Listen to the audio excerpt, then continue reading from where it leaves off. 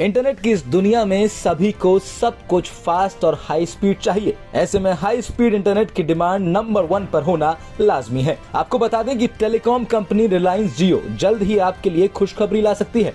जी हाँ, रिलायंस जल्द ही 5G network launch कर सकती है। भारत में पिछले 7 दिन से अब तक की सबसे बड़ी स्पेक्ट्रम नीलामी चल रही थी, जो सोमवार को खत्म हो गई।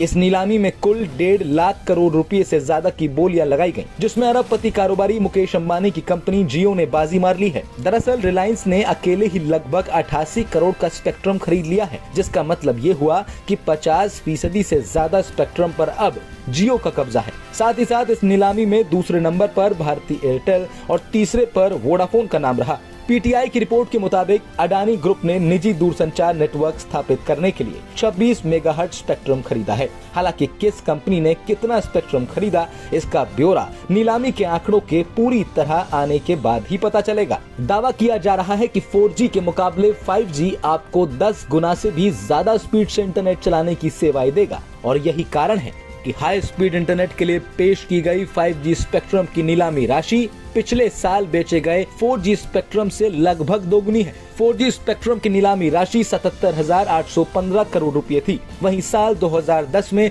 3G स्पेक्ट्रम की नीलामी राशि 50,968.37 करोड़ रुपए थी।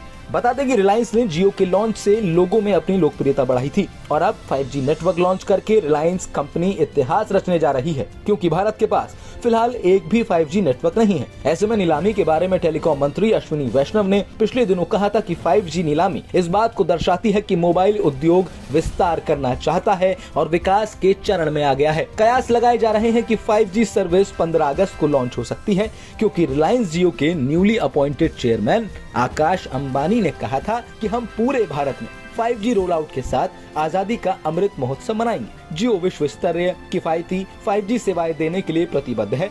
हम ऐसी सेवाएं, प्लेटफॉर्म और समाधान प्रदान करेंगे जो भारत की डिजिटल क्रांति को गति देंगे, विशेष रूप से शिक्षा, स्वास्थ्य देखभाल, कृषि, विनिर्माण और ई गवर्नेंस जैसे महत्वपूर्ण क्षेत्रों में माननीय प्रधानमंत्री के डिजिटल इंडिया मिशन को साकार करने में ये हमारा अगला गौरवशाली योगदान है। बता दें कि 5G नेटवर्क के लिए मोबाइल कंपनियां पहले से ही टेस्टिंग कर रही थी। हालांकि एक साथ पूरे देश को 5G सर्विस नहीं मिलेगी। जहां जहां टेस्टिंग की गई है, ये सर्विसेज सिर्फ वहीं पर शुरू की जाएंगी।